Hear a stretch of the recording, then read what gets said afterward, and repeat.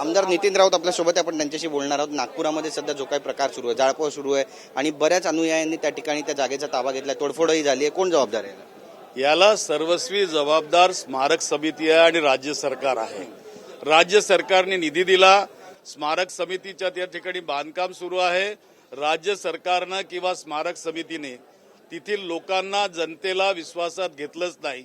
आंबेडकरी जनतेला त्यांनी दाखवून द्यायला पाहिजे होतं की या ठिकाणी विकासाची आम्ही कोणती कामं करतो आहोत आणि कुणासाठी करतो आहोत। मला आठवतं मागील 37 वर्षापासून माझी संकल्प नावाची NGO त्या ठिकाणी दरवर्षी येणाऱ्या यात्रेकरूंना 2 लाख लोकांना त्या ठिकाणी जीव घालते।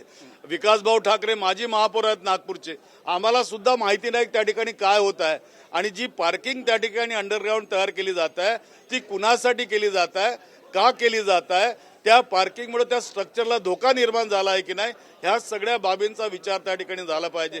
मी तर म्हणेल की लोकांनी जो उद्रेक केला त्या उद्रेकासाठी राज्य सरकार सर्वस्वी जबाबदार आहे।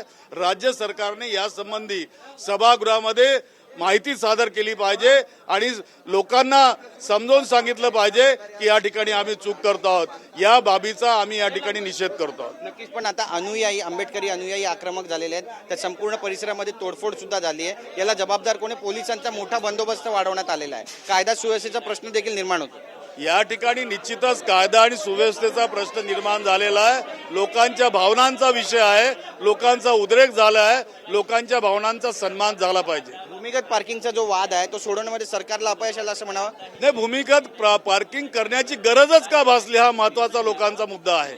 कारण त्या ठिकाणी 3 ते 4 किलोमीटर पर्यंत लोक असतात, 10,000च्या वर गाड्या त्या ठिकाणी येत असतात।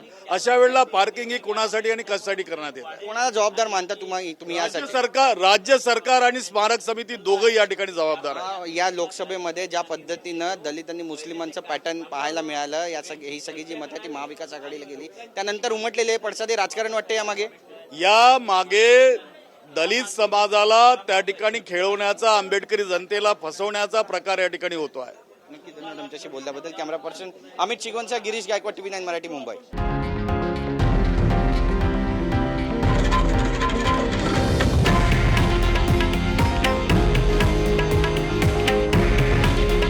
हे आहे देशातील नंबर 1 न्यूज नेटवर्क आणि आपण पाहत आहात TV9 मराठी।